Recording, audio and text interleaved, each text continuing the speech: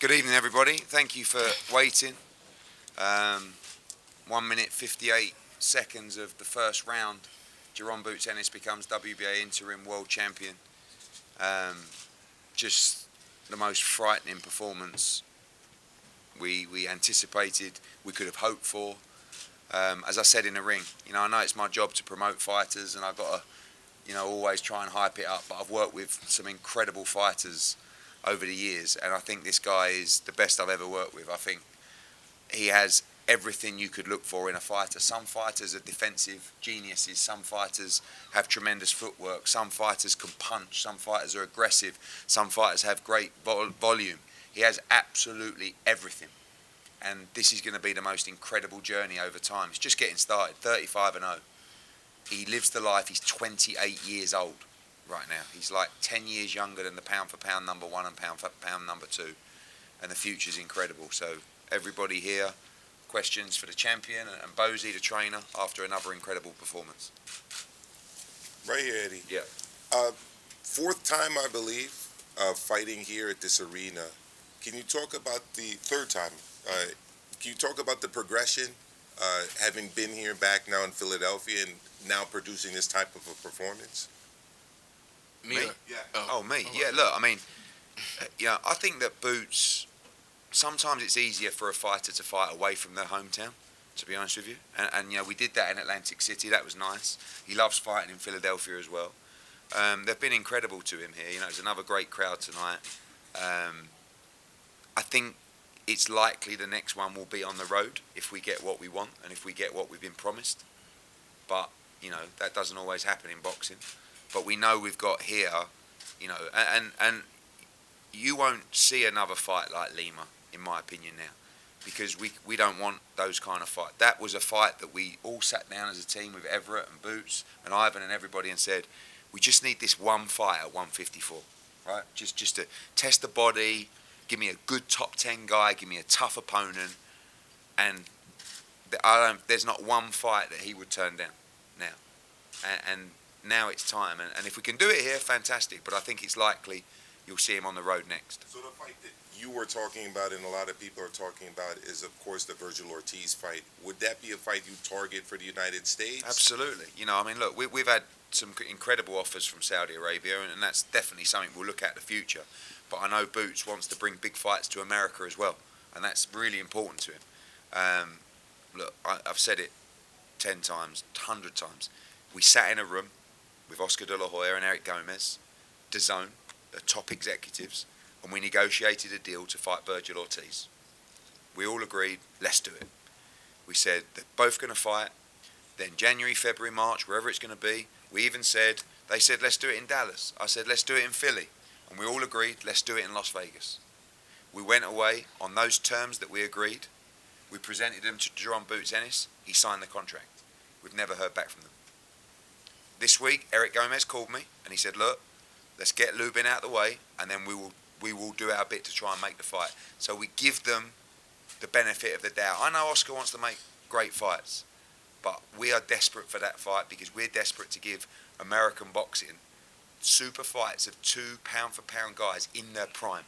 Not 2 guys that are in their late 30s, not 2 guys that are coming to the end of their career, 2 guys in their absolute prime. So if everybody's true to their word, you will see Boots against Ortiz in early 2026. No need for a Zuffa belt.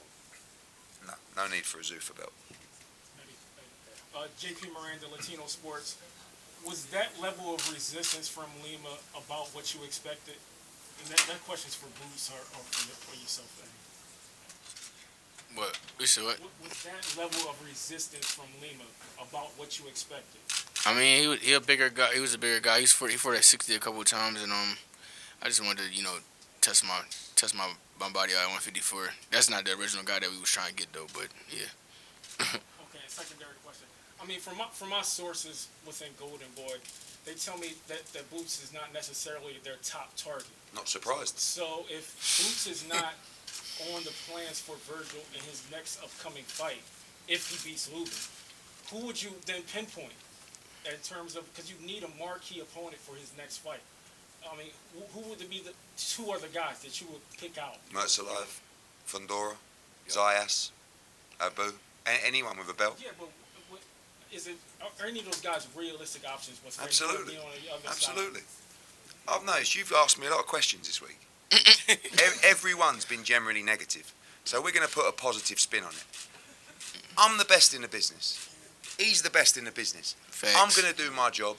He's going to do his job. Facts. And I've got to do my job because I don't want to miss this opportunity to watch this guy beat everybody. And I'm going to fucking enjoy every moment of watching him become the pound-for-pound number one. Yes, yes. Next question. Yes. Eddie, Kevin Garcia, aka the Puerto Rican Kid KG. Just following up on that, right? We saw Crawford just get the fight of his life, right? Yeah. And it took forever. He languished. How do you avoid that for Boots? Boots is obviously showing that he's the guy at 154, and that's what you're looking for him to make that statement and solidify it, right? How do you keep him from being avoided when you see the other 154-pound champions are spread out promotionally? You have to pay the money, and you have to hope that people have ambition to take on the best and create a legacy and fight other champions and fight the best in the game. We're in a really good spot right now where we have the biggest TV contract in American boxing, in the real boxing world. And for us, we need to work with other promoters to make sure that we can make those fights. But I have to admit, we need the fighters to have the ambition to try and be the best. And I just hope they're full of that ambition, and I hope they want to chase legacy. But we do have to pay them a lot of money. And we realised that with Stanionis, because we were under pressure to deliver the Stanionis fight. And he was the best welterweight in the world outside of Boots. We paid up, we got the fight, he destroyed him. We've got to do the same at 154. And just one follow-up question for you. I asked Boots this question a few weeks ago. You know, when we talk about Zayas, Zayas has made mention of if he's going to defend, he wants to defend in Puerto Rico. You've been in Puerto Rico before. Would you entertain that? Would you take Boots to Puerto Rico? Yeah, but I think he means more of a homecoming fight. Sure. Listen, Xander Zayas against Boots, Puerto Rico weekend, Madison Square Garden, have some of that. Let's go. All of Philly will come up to MSG for that fight. Zayas is a great young fighter. I believe Zayas has ambition to test himself with the best. So, what's the bigger fight for you financially? Is it Zayas in New York, or is it Virgin in? Either. I mean, Zayas comes with a belt, right? Don't forget that Virgil is an interim world champ. So's Boots now. So, you know, I want him to win world titles, become unified. But really, you know, I'm important in this equation. This is the boss. So he will make the decisions. I don't think he really minds, but, you know, he's the guy that you should be asking. Who do you prefer? Zayas, Ortiz, Fundora, Mertzalaya? It don't matter. I'm on tour right now. Just bring me whoever you want. Whoever take. Yeah, whoever. Oh, whoa! We're not doing this time. Whoa, We're not doing this time, yo. Yeah. It's like the hardest transition in boxing. How is it with the 10-ounce gloves, and how is the extra weight? Oh, okay. You see a lot of guys who can't make that jump. How did you? I mean, obviously the performance was A+, but Yeah. how did you feel? I feel way better at 154 for sure. And yeah, them extra 7 pounds did justice. You know, I feel great. You know, I was feeling great all fight week. And like I said, I was on. Even like when it was my last training for my last like workout. Basically, I felt great. You know, I usually like don't want to do nothing around that time, but I felt great. I was energized. I was moving around, all that stuff. So I like 150. I love 154 Did you feel the difference in the ring too, Boots? for sure. So it was the weight cut, the preparation, and also the performance in the ring. It all came together at 154? Everything fell right into place. You know, I had great sparring. I had a great camp. Yeah, strength and conditioning camp. Everything. I ate right. You know, I enjoyed myself. It was a great camp. Tell us what you saw in there, for as short as it was in there. What did you see in there that led to what you did in there tonight? I was trying to test him out, but once I seen he wasn't really like trying to like come forward too much. Before I even got in the ring, my pop was like, "Don't play with him," and I'm like, all right. So I just went in there and just, you know, kind of like went for the kill. Did you figure out which shot was going to be the thing, the catalyst that started everything? Yeah, my team was just saying either uppercut or a hook, you know, but stay behind that stick, be sharp, you know, take your time, and it's gonna come. You get this win for Philadelphia, especially the week they just went through with all 3 Philadelphia teams. You got a pocket. It was a great win, you know, for Philadelphia, and I'm gonna continue keeping it on for the city as well. You brought 4 fights to Philadelphia. Overall, how do you think Philadelphia's done hosting these events? and you think they're ready to host a major title event. Yeah, I know we'd sell the whole thing out for a big name, no question. But also important tonight, I think, as well, to mention to hear Smalls and also to Dennis as well. I thought that was a great opening fight for the card. Obviously, we lost Khalil Coe against Jesse Hart, so we upgraded Dennis to the main card, and it was a big step up for him. It was a great fight. Everyone loved it. So Boots is adamant about bringing young talent from Philadelphia along on these shows, and for them guys to get 2 main card slots was amazing for them tonight. Yeah, my question, my name is Chris Murray from the Philadelphia Sunday Sun and from WURD Radio. Bozy, you always talk about wanting to see different things in your fighter. How would you view Boots' evolution as a fighter, especially with tonight's fight? And Boots, I would ask that question of you as well. How would you view his evolution as a fighter? What has he gotten better at, in your opinion? Well, Boots always been better at everything. Nothing changed. It's according to who he's fighting. You know what I mean? If you seen fight somebody like Virgil or the top guys, you'll see him go to another level, man. You know what I mean? It's who's in front of him. If he found out the guy can't punch, the guy's nothing, he get in there and play with him. But I told him to make a statement tonight. I said, make a statement, go out there and take this boy out. And he did what I told him to do. The sky limit for how good he can get, though. The sky limit. I mean, You will see. Well, with me, I don't like. You always can get better at something, and like I always say, you can learn from a little kid. Like I feel like I'm always can get better and improve at any aspect of the boxing game. So that's my goal, to keep getting better and get better, and to keep listening to my team, my corner, and things like that. Boots Jay with Sportbox TV official. So we keep on bringing up Virgil Ortiz, but hypothetically, what if Lubin beats Virgil Ortiz? Are you still looking to stay at that level next, or are you going to go for a title? I mean, I about to say it's a great fight, and I think it's a 50-50 fight for sure. You can't really sleep on Lubin. Lubin a crafty southpaw. He's sharp. Right. He can punch as well. So, it's gonna be a great fight. Virgil bring the pressure and got a good jab, throw a lot of punches. It's a great fight for boxing. I think it's 50-50 fight. But we'll take the winner, or like I said, or the belts. I'm trying to be undisputed. Collect these belts and shut y'all up, because y'all talk too much. Yeah, they run their mouth a lot. They do run their mouth a lot. You know what I mean? For Boots, sure. You mentioned a couple times now about being on tour. Yeah. Eddie, you organized a Loma fight you the main one. in the UK. You organized the Triple G fight in the UK. Surely that great fan base in the UK would welcome a Boots fight. Oh, yeah. Would a Boots Murtazalia fight do business, in your opinion, in England? I mean, he's two non-Brits, but Brits are massive fight fans. Like, that's why I want Boots to come. Obviously, Bozy trains Jack Cattrall now. He's fighting co-main event on Ben Eubank. It's going to be 70,000 people there. We're going to have breakfast tomorrow morning. We want to make sure Boots is going to travel around and put his face out there, because I'm saying he's going to be a global superstar. He's got to get on a plane. And when he comes to London, he won't believe it, because he'll get mobbed. Like, I bought... We're not doing it this time, yo. I got chill. We're not doing it this time. Yeah, I don't even know that in England. That's not even a Diddy thing. He said, he said mob, yo, not mob. No, he ain't say mob. He said mob. Mob, yo. Okay. Not mob, bro. Stop it. Stop it with your potty mind. So, Eddie, returning to that real quick. Yes. Boots in England. England welcomes Look, fighters, especially stars from the United States. One day we will fight all over the world. But right now, we're really focused on the belts, the big fights, and that will be in the United States next. But I want him to come to the UK, because he'll be shocked with the reception he gets in the UK. He will get completely mobbed. There's a lot of people watching that fight tonight, particularly in the UK, and tomorrow morning when they wake up, and they listen, and me chatting my mouth out all the time, that, they listen and they know. Simon Jordan, maybe? Simon Jordan. Don't worry about Simon Jordan. Oh, yeah. Any other questions, guys? No. Yeah. That's what I tell them. Boots, Vince the writer here.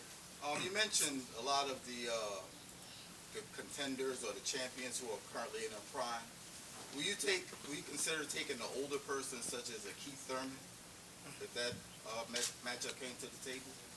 We offered Keith Thurman for this fight. We spoke to BBC. We asked to fight Keith Thurman this fight, but they ain't gonna fight Boots. Yeah.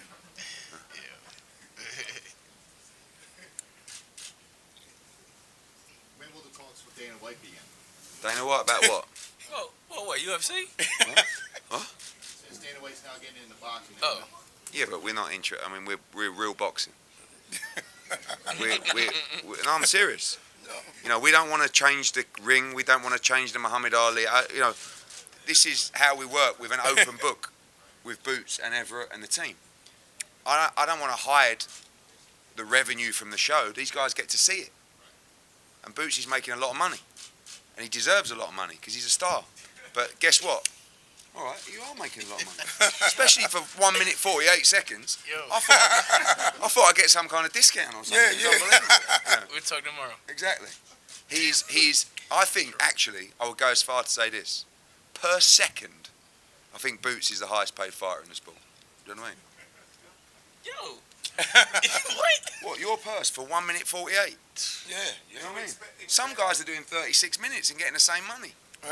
Expand on that though, please, Eddie, because I don't think a lot of people will, I mean, people here will, but in the general public understand that point you were making about the open book, about the percentage splits, This is about what I'm the saying. difference between this and the UFC model. In boxing, the majority of the revenue from the show goes to the fighter.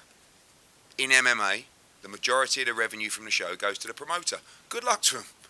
I wouldn't moan, but that's not how we work in boxing. And I'm not interested in a fake belt. I'm not interested in changing the Muhammad Ali Act. I'm not interested in changing the shape of the ring or the rules. What I'm interested in is the greatness of the sport of boxing. And what you're looking at here is the greatness of the sport of boxing. I want to see fighters like Boots, who I believe can go down as generational greats, like Hagler, like Hearns, like Whittaker, like all these great fighters. He is of the same ability. And our belts matter. I'll ask you the question, right? Belts matter to you. Yeah, for sure. This belt, this is an interim world title. Boots was really happy when we got this on the line. You don't understand. These are belts that he's seen his heroes wrap round their waist. He wants the WBC title. When he won the Ring magazine at 147, he was over the moon. He's a guy chasing legacy. And just like that, I mean, do you notice our production is so good? When I get really dramatic, we lower the lights and everything. Yes, couple more. It's a great win.